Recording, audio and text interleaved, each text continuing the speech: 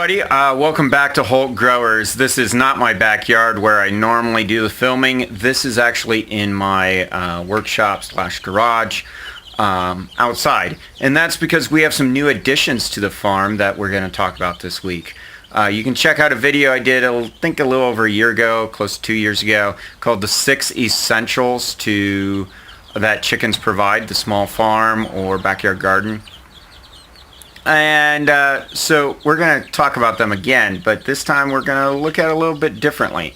So first and foremost, thank you for tuning in. And if you could hit that subscribe button and the bell, that'd be great. That'd help my channel grow. If you like this content, please support by doing that. Also hit the thumbs up and share this with anybody you think might enjoy it. Now, over to the chickens. So I first had the chickens in our living room. That's so I could prepare a place out here in the garage for them. Baby chicks, pretty much any carnivore is going to want a chicken. Hawks, fox, coyote, you name it, they probably eat chicken, especially chicks. So you want to protect those little girls. And I say girls because I only have hens. As far as I know, they're all hens. So they're for layers. We do have 8 full-grown hens that are producing wonderful eggs for us in the backyard, and we wanted to grow that flock a little bit, specifically with 16 more. So I'm going to switch cameras here so you can see these little ladies, and I'll keep talking about them. So here we go. So these are the little ladies. I have 8 of them in this tote and 8 of them in this tote. They are different ages, different varieties. They're all supposed to be cold hardy. I do know that one of them, that one right there, is a Leghorn, and one of the distinguishing features of a Leghorn chicken is feathers on the feet, white feathers, and you might be able to see it a little bit in that video, but that's a distinguishing feature. A couple other ones that I think I got these from a variety bin from a local seller.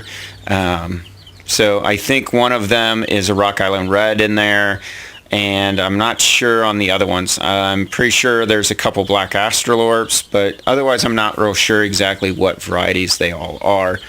But they're pretty cool. For about the last week, we've had them in our living room, just chilling. Well, actually, we've had heat lamps with them so they can grow. But overall, they have been pretty cool. Right now, they're a little nervous because they just got moved out here to the garage, to the shop. And above them is that wonderful skylight right up there, as you can see, which gives them a lot of natural light. Baby chickens grow really well with light sources, so they're going to like that. We also have a couple heat lamps that I can put on them if it gets too cold. Right now it's about 70, 75 degrees outside. Due to their age and their down feathers, it should be about 80, 85, about 80 degrees in these totes. So I do have a thermometer that will check them out, and we'll see. If I need to put on the heat lamps, I will. Chickens, as I was talking about before, we had some technical difficulty there. Chickens provide meat, which is pretty obvious if you want to slaughter, but these ladies are not going to get slaughtered anytime in the near future. They provide eggs, which are delicious, I must say. Free-range chicken eggs are delicious. We have 8 full-size birds in the backyard still that are giving us quite a few eggs. And then they also provide fertilizer. These are the big 3 that most people think of when they think of chickens. Fertilizer, their poop. Chicken manure is great stuff if you want to augment nutrients in your soil for chickens, for your crops. It looks like there's a fly right there in this video, which is kind of funny. Yeah, right there. Let's see if I can point to it here. Right there. There it goes. And then the other 3 things a lot of times people don't think about and that is pest control. Chickens are great at pest control. A chicken will eat whatever they can get their grubby little feet on and beaks to tear apart. Literally anything. Baby mice, they will definitely curtail your mice population, ants, grubs, slugs, you name it. If they can get a hold of it, they will probably eat it. They're pretty indiscriminate eaters. They're omnivorous eaters, so they will provide some pest control, quite good pest control actually. And then the other thing is they will provide weed control. Not extensive weed control, but some weed control, because again, they're omnivorous, so they will eat crops, specifically grains. They love grains. So if you have any weeds or grains that you don't really want, the chickens will definitely like to eat that for you. And then the third one is cultivation. They will help cultivate the land. With that, I also add in compost, so they will help stir compost for you as well, again, to get the grubs, because they peck and they scratch and they dig, and they really like to get in the mix. So these ladies down here, they look a little cold because you can see them kind of huddled together and kind of cuddling together. They're not near as active as these over here. And I think that's because these over here might be a little older, they're a little bigger, and can handle the weather a little bit better. So I'm going to go ahead and get a heat lamp on these ladies and try to get the internal temperature of this tote up to about 80 degrees. So there's a heat lamp right there. Now, speaking of heat lamps, there's two basic types of bulbs for a heat lamp. The first one is this kind right here, and it's just a regular heat lamp bulb. I'm going to put the camera down here.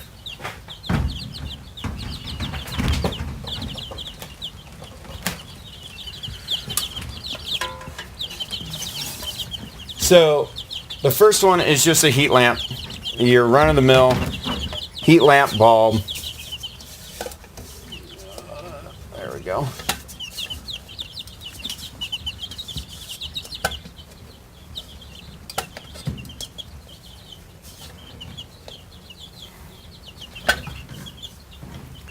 Trying to get that to adjust for me here. So hang with me.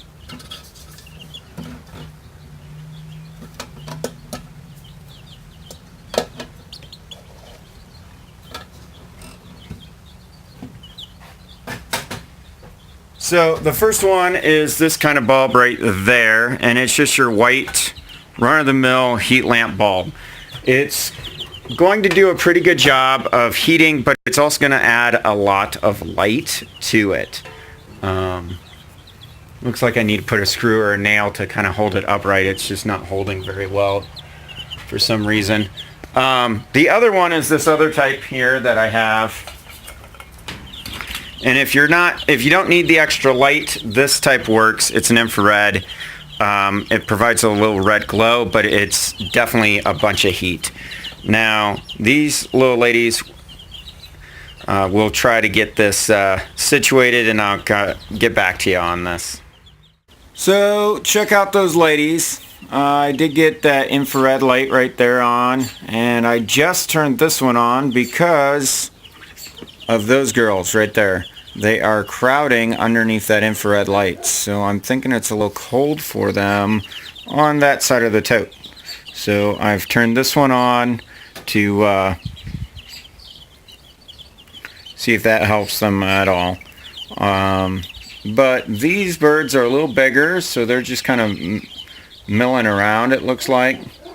Definitely have grown accustomed to their new environment here out in the garage. So overall, we'll keep an eye on these ladies. I think they'll work pretty well for me and for Holt Growers. If you have any questions, go ahead and ask. Any comments, that'd be great. And as always, hit that subscribe button, share, and get out, grow something today. May God richly bless you.